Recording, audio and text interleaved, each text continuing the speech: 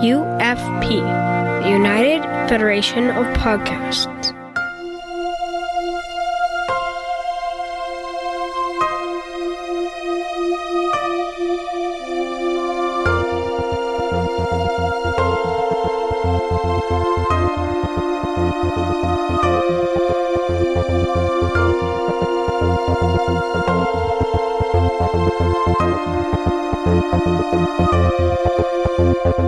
Welcome, listeners, to another episode of All Good Things, a Star Trek Universe podcast, here on the United Federation of Podcast Network. I'm your host, Patrick Devlin, and joining me, as always, is the amazing Amy Nelson. How are you? Hi, I am doing very well today. Great to be back on mic with you. It's been a couple weeks, but here we are. Yeah, it's been a little while, unfortunately, but yeah, it is good to get back on mic. Our topic today, though, is full disclosure, it's going to be controversial for some. Yes, warning. So just if you don't want to hear a controversial topic, now would be the time to stop listening. Agreed. So, but I'm really glad that we're doing it and that you agreed. I brought this up to you and you're fully supportive, and I know that you have a lot to say and I have a lot to say, so. Well, this is an issue that's very important to me, and it's been something that I've been actually working with people for quite a few years on in different ways. So, well, before we do that, let me tell you that you can find the network on Twitter and Facebook at UFP Earth. And if you'd like to send us an email, you can message the network at contact@ufp.earth. Sounds good. Do you want to introduce the topic? Wait a minute. Pat, what am I waiting for? We got some emails. Did we? We did. Our listeners. Nobody tells me nothing. Our listeners are so amazing. I was a little discouraged that we hadn't gotten anything. And so I wanted to give a shout out to Joe Mignon. And he says, "Hi, Amy. No emails yet? Let's end that. Just thought I'd say I've really been enjoying All Good Things. You guys are fantastic. Here's to many more episodes. Thank you, Joe." How nice. Yeah, that's pretty cool. I mean, it's nice to get emails from listeners. It's nice to know that people are actually listening, and pretty much all the way to the end then, too, because they're hearing us talk about not getting emails. Yes, yes. And let's see if I can find the other one. And we have a second email from longtime listener Rebecca Skipper. Hi, Rebecca. And she writes, "Okay, I hope I'm the first listener who actually sends an email. Smile. Amy, I know you are a TNG fan at heart, and so am I, so it should not surprise you that Picard's darker tone still bothers me. However, it deserves a second watch. I hope that the new Pike series will not take 2 watches for me to see the signs of hope that we need right now. I agree with those that say Starfleet is supposed to represent the best of humanity, and this is what we get in Captain Pike and Captain Picard. Is Admiral Picard an inspirational leader? That remains to be seen. I think the humans outside Starfleet are not the perfect species, and I think the ideals of the Federation are something we must continue to strive towards, even in the 25th century and beyond. I remain a fan of Star Trek, not just because of its utopian vision from TOS and TNG, but because of how we come back from the brink of dystopia, i.e. Admiral Picard using diplomacy to save the universe. Picard, DS9, and Discovery are not my favorite series, but I'm learning to find hope in the actions of the main characters. The characters we see in Disco, Picard, and DS9 are more like us. Their journeys to redemption are another form of hope. In the end, the Federation will triumph. I hope as a fan I can see the Federation's redemption while recognizing that it is still the world I'd rather live in despite its flaws. I can't cling to the notion that Star Trek is a utopia. It is not, but it is still a better future to strive towards. Rebecca. So thank you, Rebecca. Yes, I agree with you. And sometimes it was really difficult for me in Discovery to find the hope, because they are coming from such a darker state than what I'm used to with TNG. So very good points, Rebecca. I happen to really like the darker tones. I like them in DS9. I like them now. I have other issues with Discovery, but not the darker tones. I also would like to point out that even in TNG, you had Admirals. So while the ideals of Starfleet have not changed, right? The ideals of Starfleet are exactly the same in Picard as they were in TNG.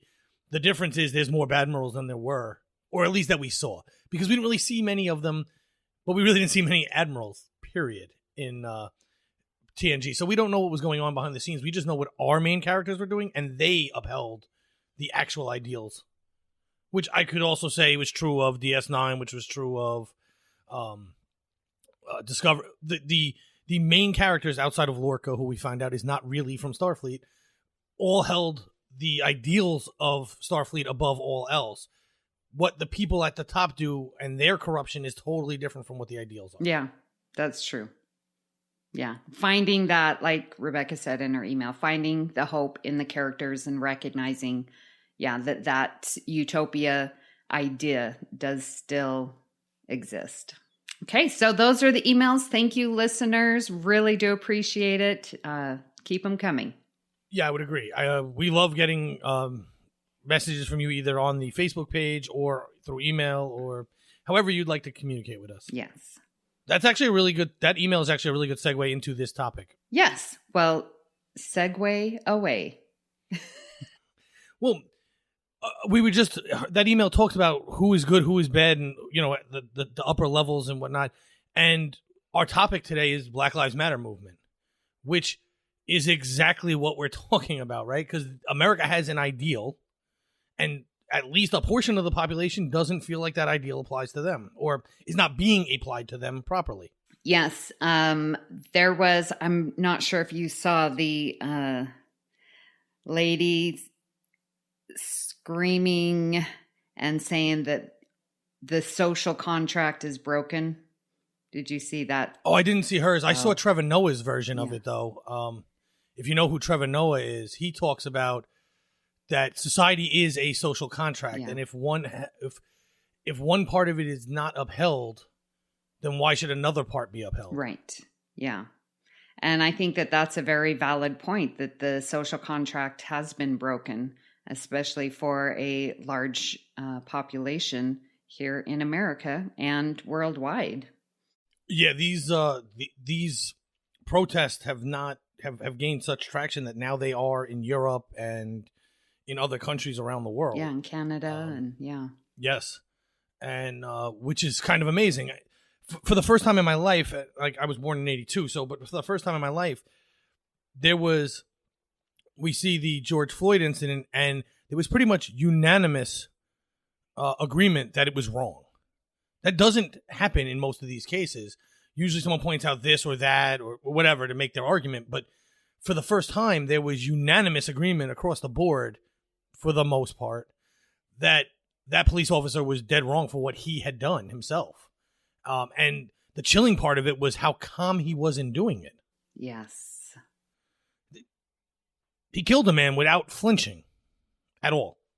And the others standing around doing nothing. Yeah, well, see, and that's where we break from the unanimous, because I've heard a lot of people argue that, well, they were rookies or they were supposed to be learning from him and blah, blah, blah, but they should have known better than to allow that, period. Right. Because the civilians in the area knew better, but didn't know what to do because it was police officers. Yeah. So to guide our discussion, we did watch some episodes. The original series, Let That Be Your Last Battlefield. That was the season 3, episode 15.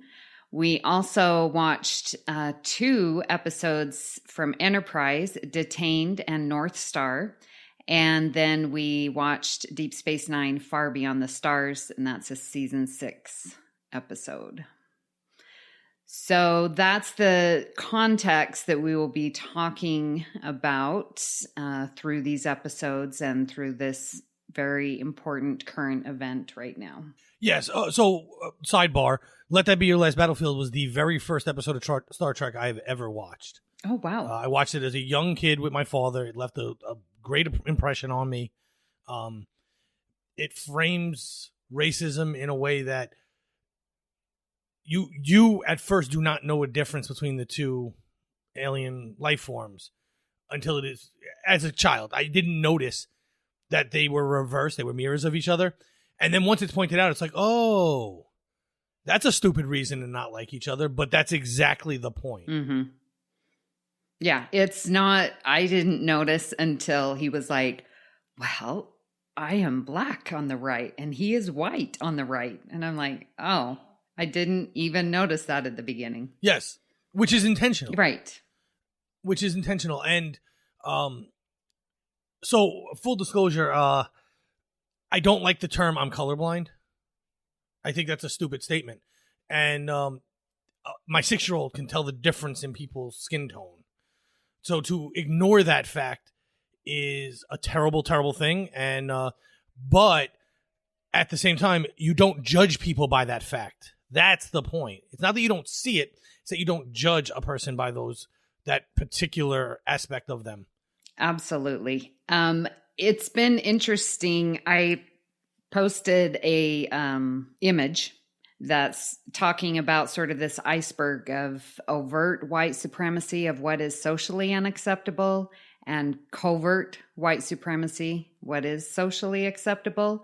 And, you know, you have obviously what's unacceptable, the KKK, racist jokes, the N-word, lynching, burning crosses, swastikas, like that is all socially unacceptable. If we see that as a people, we know that that is wrong.